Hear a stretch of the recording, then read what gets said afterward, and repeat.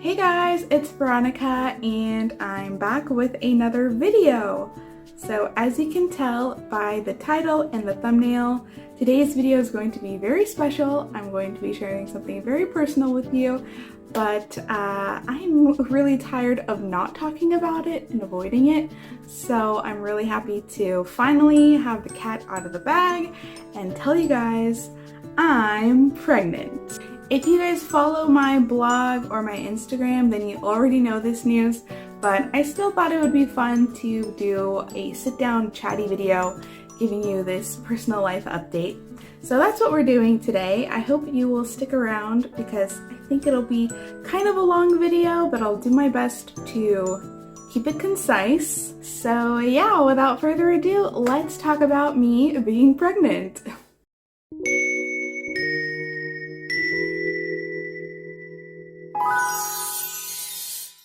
So before I dive into the story, I just want to give a short self-introduction in case there's anybody new here. Hi, my name is Veronica and I'm originally from Southern California, but I've been living in South Korea for the past like 6.5 years. And I came here as an English teacher, but starting last year in the summer, I became a stay-at-home wife.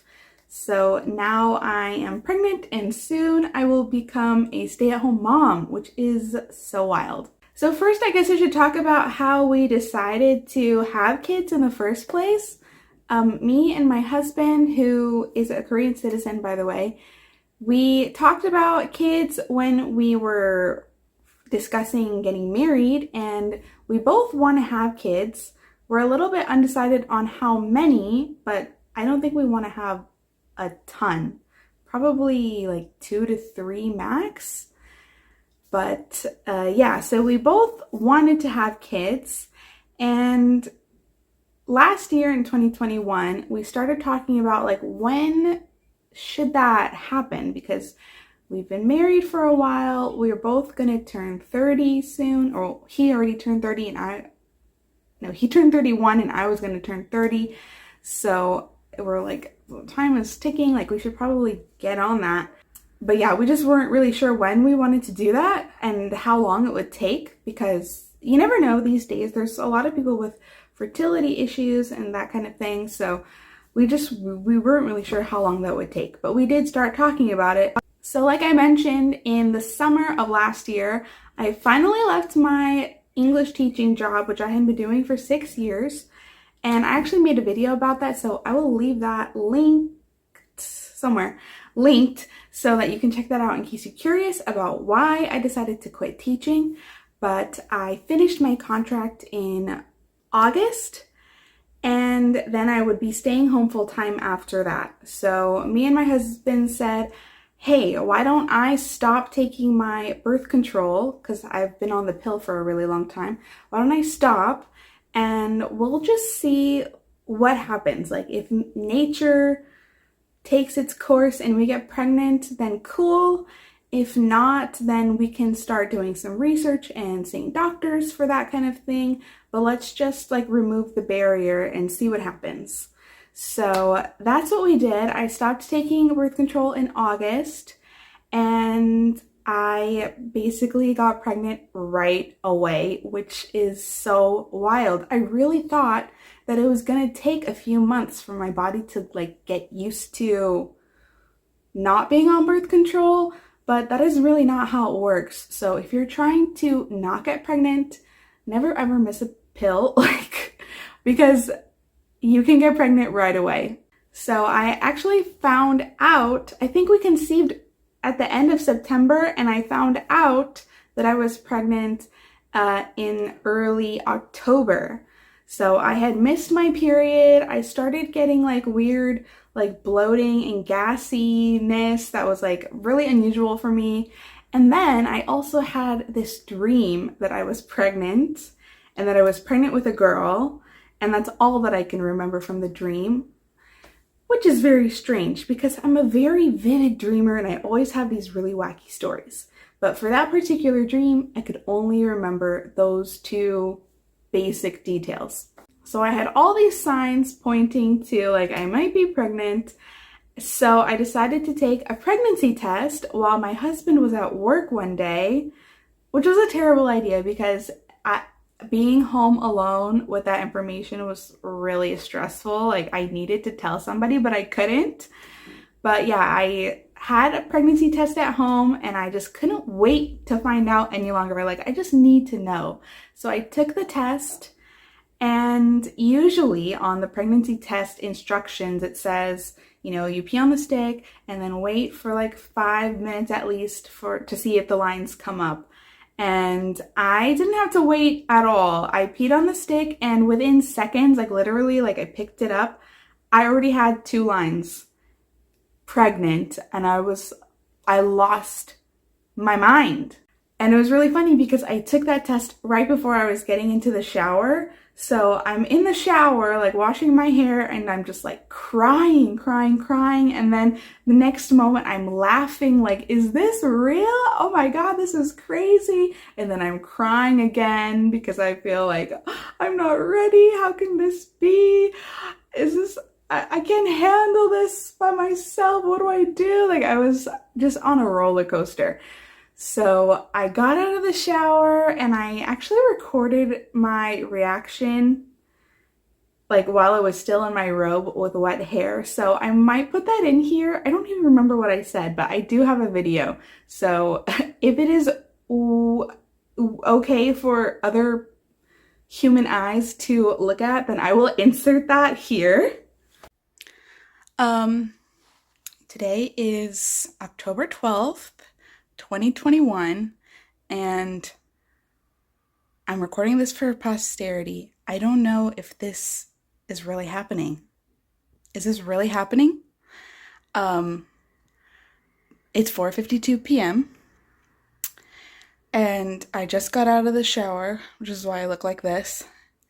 And I've been feeling weird for the past week, and I thought maybe I've been like eating the wrong things or something, like because my stomach's been kind of hurting, kind of TMI, but kind of gassy.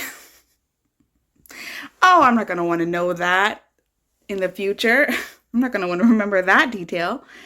But yeah, so I've been starting to be suspicious, and so I decided before my shower to take a pregnancy test, and this is what I got, like instantaneously. Like I did not have to wait the 3 minutes. Look at these freaking lines. It's not focusing.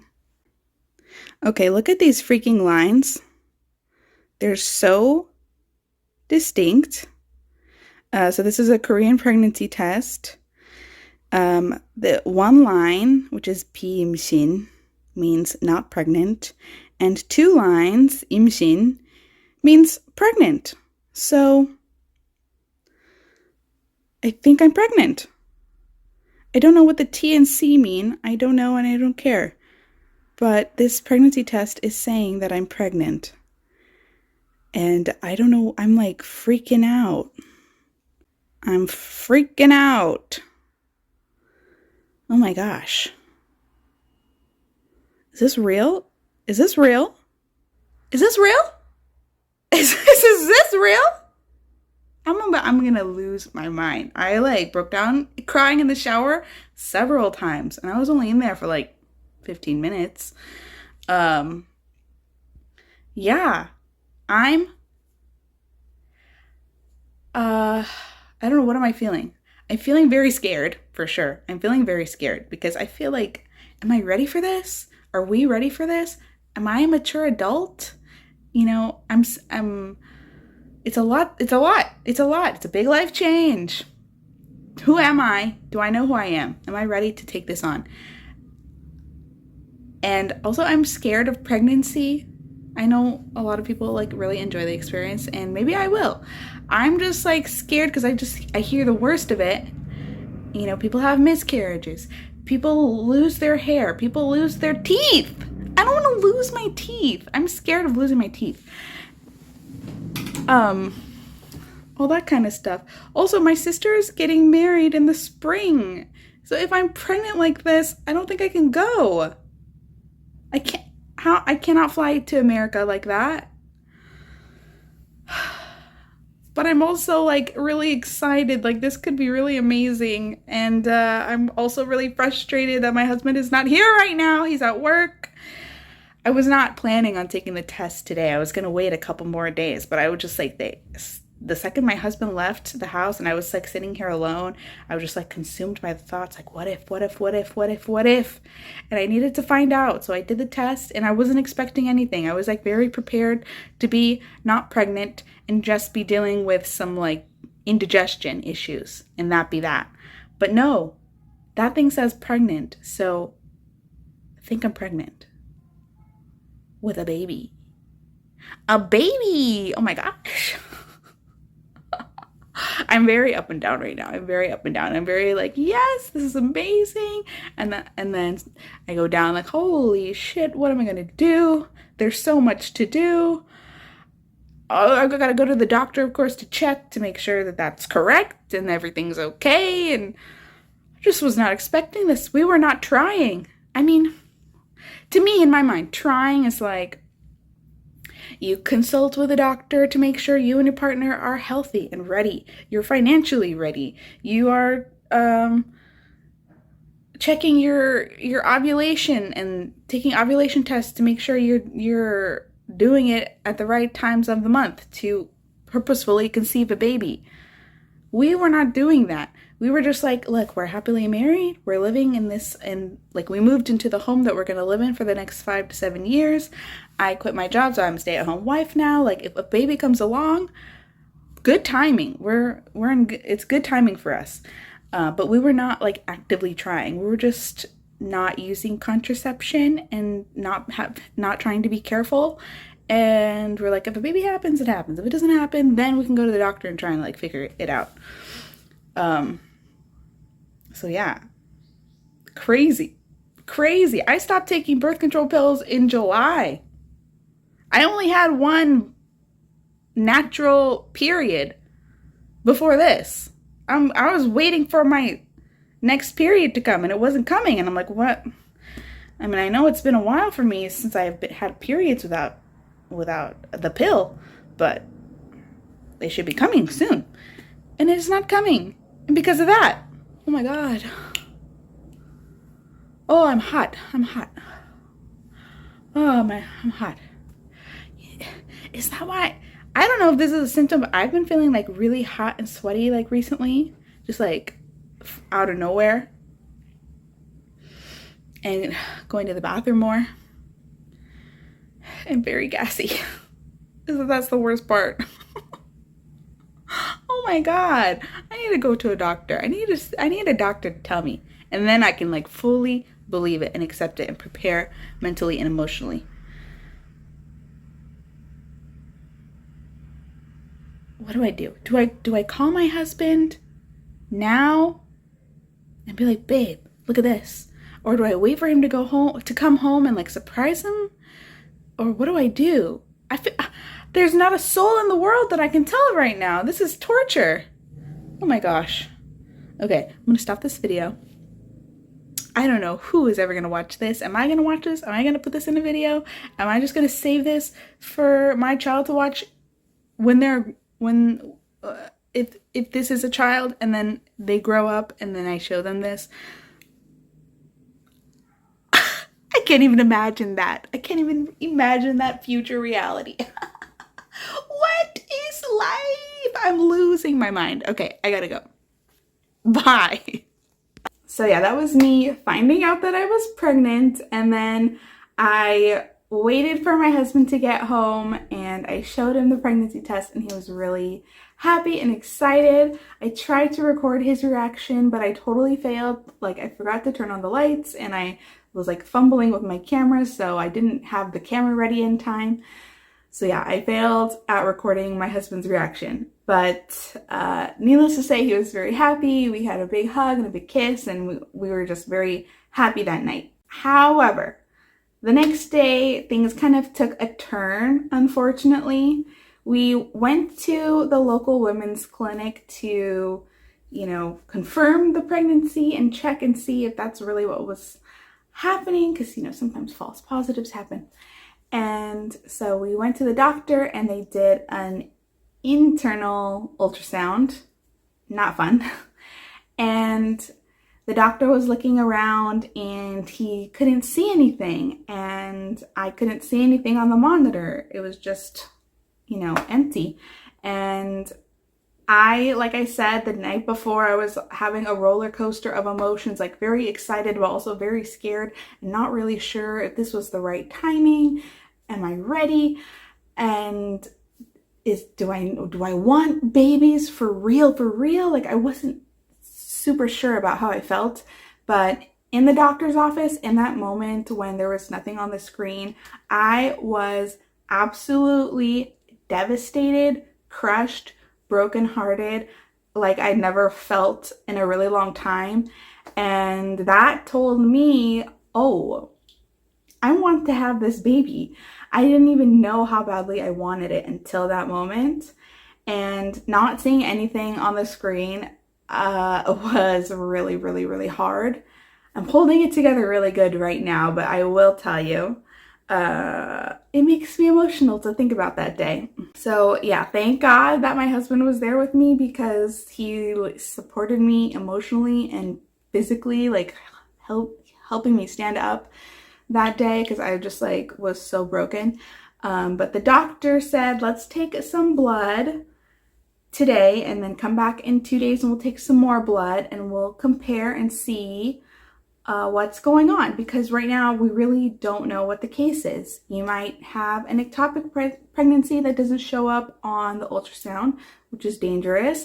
You might have had a chemical pregnancy that, you did get pregnant, but it failed really quickly.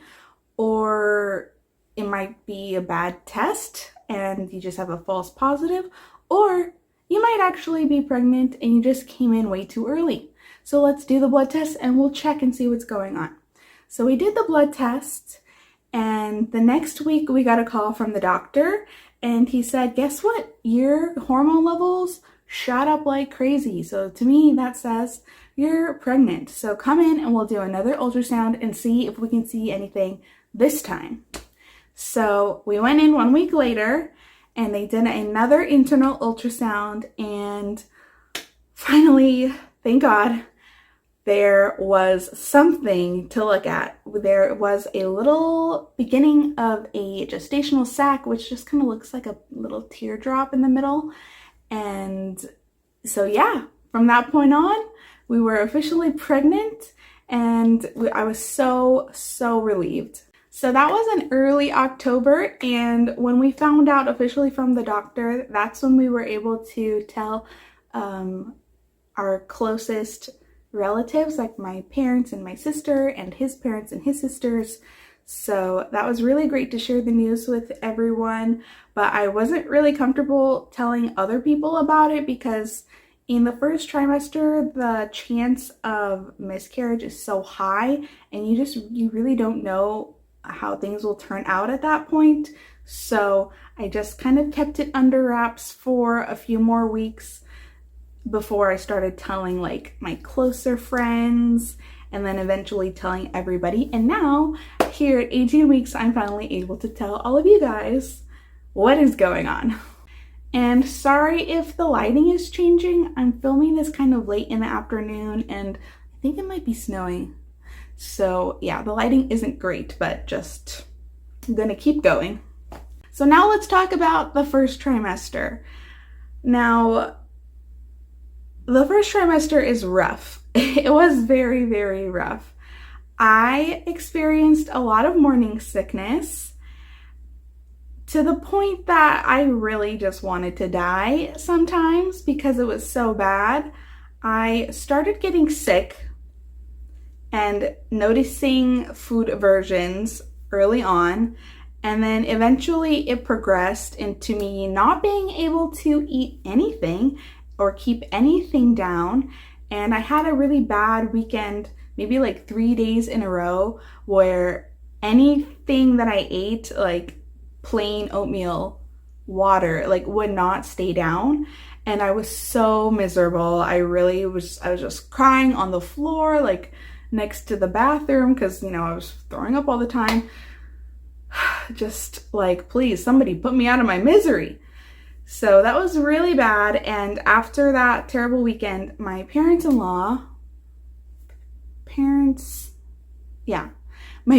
and I'm trying to think of like the grammar, is that correct?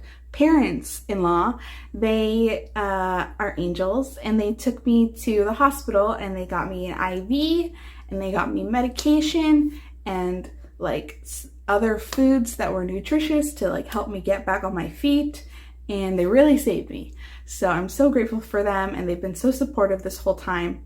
So since that incident, I've been taking diclectin, which is like the anti-morning sickness medicine, and it's been a really big help. It really calmed down my nausea and food aversions. Well, not so much the food aversions, but the nausea for sure.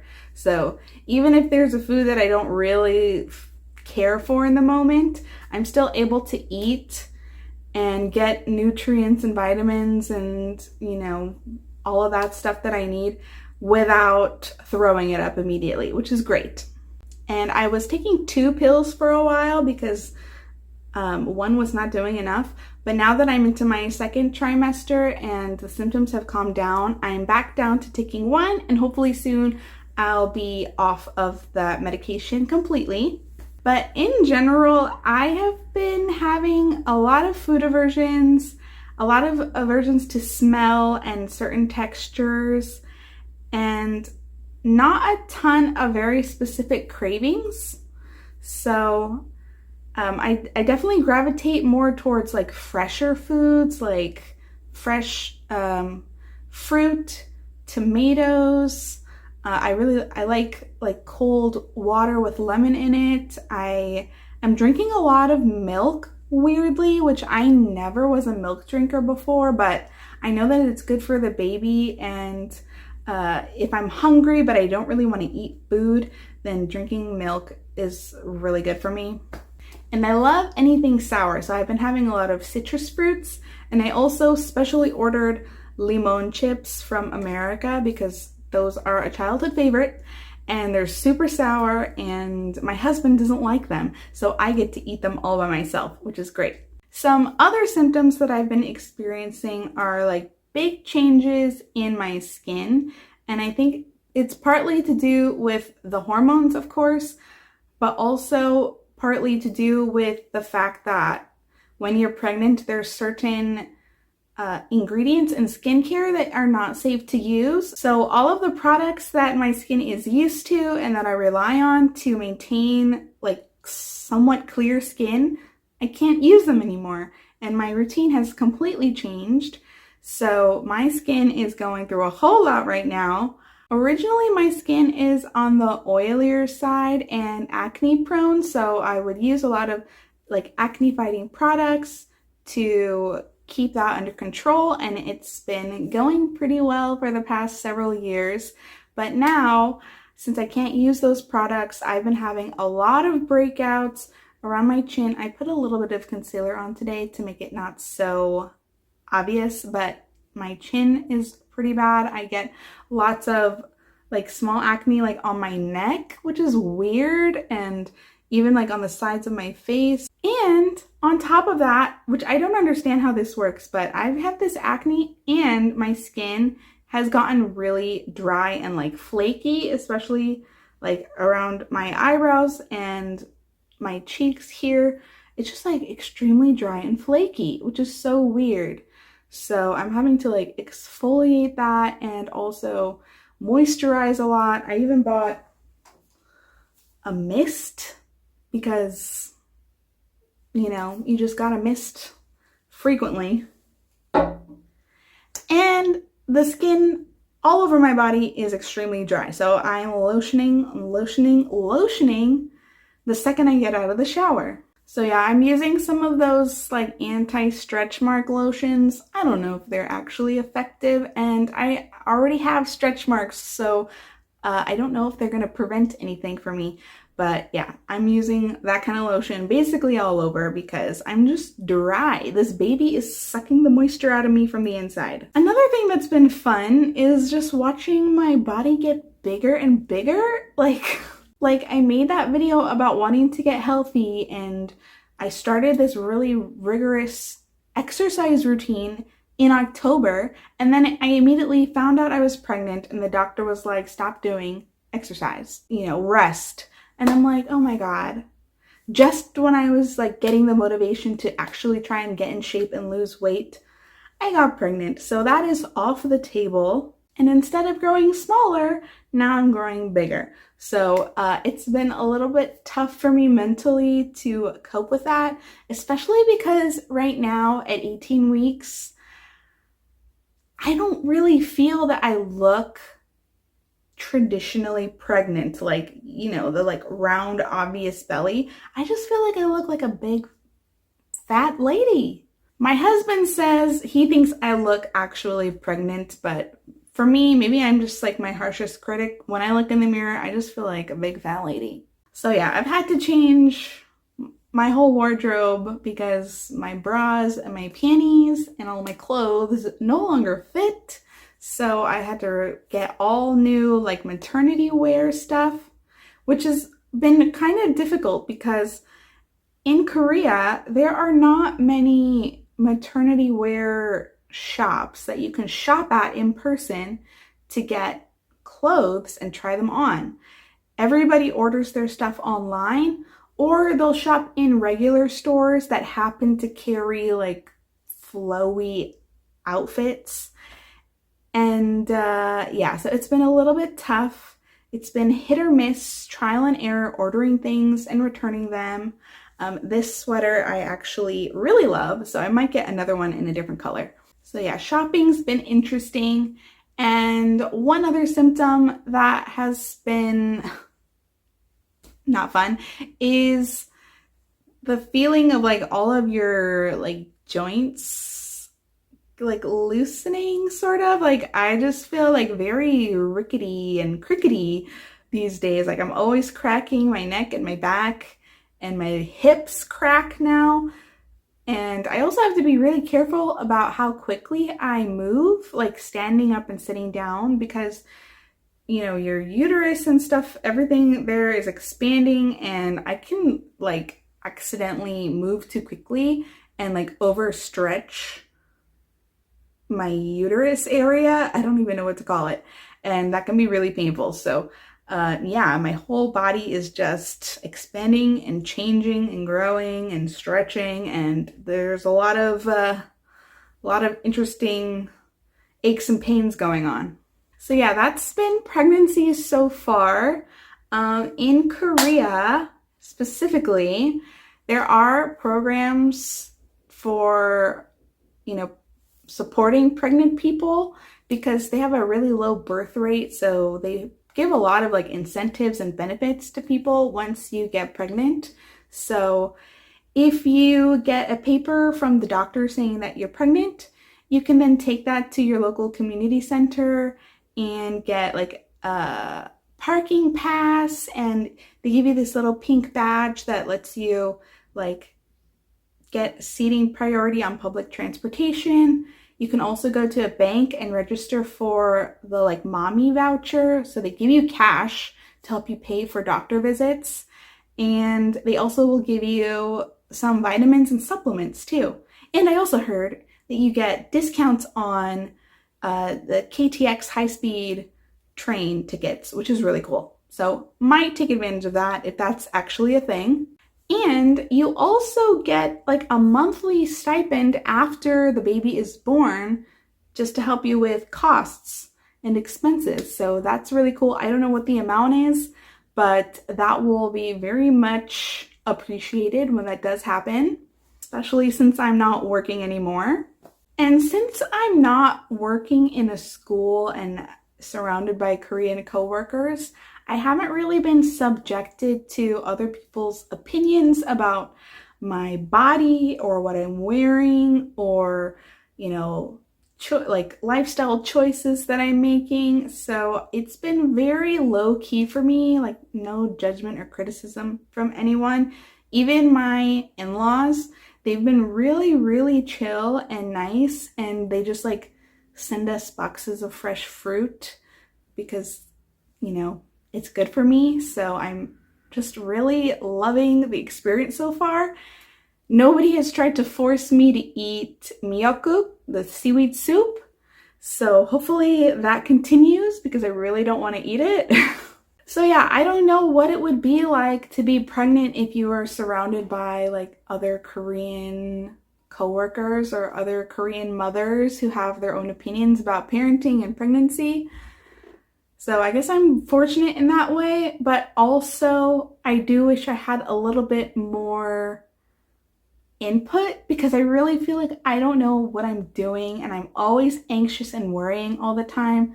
So it might actually be nice to have a more experienced person around who I can turn to and ask questions and get feedback, you know, from time to time. So yeah, pros and cons. So at this point, you might be wondering about the gender. And first, I have to tell you about something called taemong, which is a conception dream in Korean. And there's this culture here where if somebody is going to have a baby, either themselves or like somebody, like a close relative, somebody, either that person or a relative, will have a conception dream. And usually in the conception dream, there's some kind of symbol, like some kind of Korean fruit or native flower or plant, or an animal, like a very majestic animal, like a tiger or a dragon, or dragon's not an animal, or in my mother-in-law's case, she dreamt of a sea turtle for my husband. So somebody will have a dream and it's a sign to them that they're going to conceive soon, or somebody they know is going to conceive soon. So I mentioned at the beginning of this video that I had a dream that I was pregnant with a girl. And when I went to my 16-week ultrasound, my doctor actually asked me, hey, did you happen to have a taemong? And do you have any guess about what gender it might be? And I told her about my dream, and she was like, that's a really boring taemong. And I was like, yeah, I know.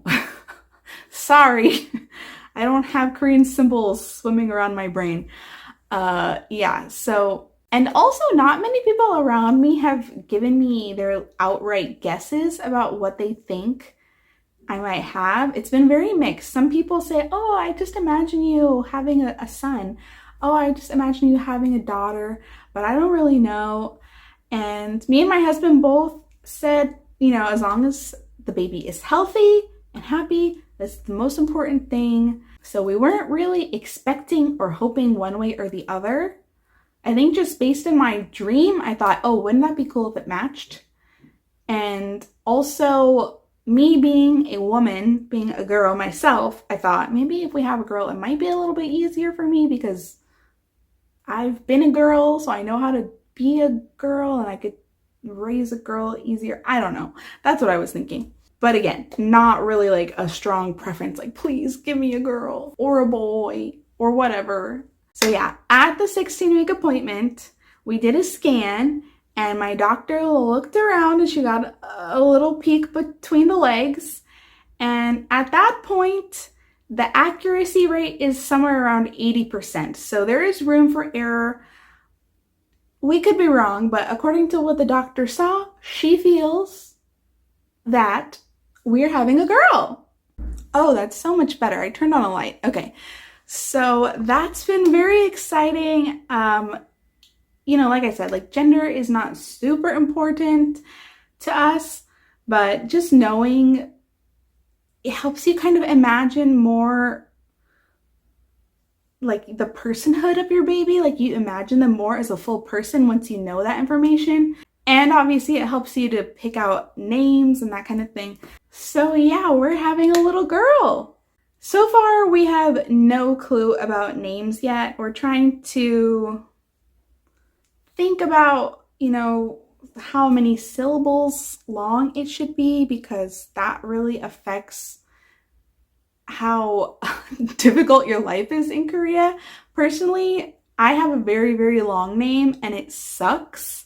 So we definitely want to make sure our baby's name is short and similar to the length of a typical Korean name. Usually it's 3 syllables, but I think we're willing to wiggle to 4 syllables because that is possible. Some Korean people do have 4-syllable names, so we have a little bit of wiggle room with that, but we're really not sure what direction we're going to go in. If we're going to go a traditional Korean style name or if we're going to use a Western name, we don't know yet. And when we do decide, I'm not sure if I want to share it on social media. I don't want to be one of those parents that like doesn't give my child the option to not be on social media. So I just want to protect their privacy. So I think I might keep that private. And I also don't want this channel to turn into like a mommy vlogger situation. Of course, as a pregnant person and as a mother, some things related to that kind of lifestyle will appear on this channel and my blog, but I don't want that to be the only focus of this channel. So that's where I am with that right now. So yeah, that's it. I think I'm pregnant. I'm 18 weeks. We think it's a girl. And I have a lot to learn. I gotta tell you, I'm really terrified for labor. So I'm gonna have to do some research about hypnobirthing and that kind of thing. And I'm also really scared for when the baby comes because I don't know how to take care of babies. I have never changed a diaper.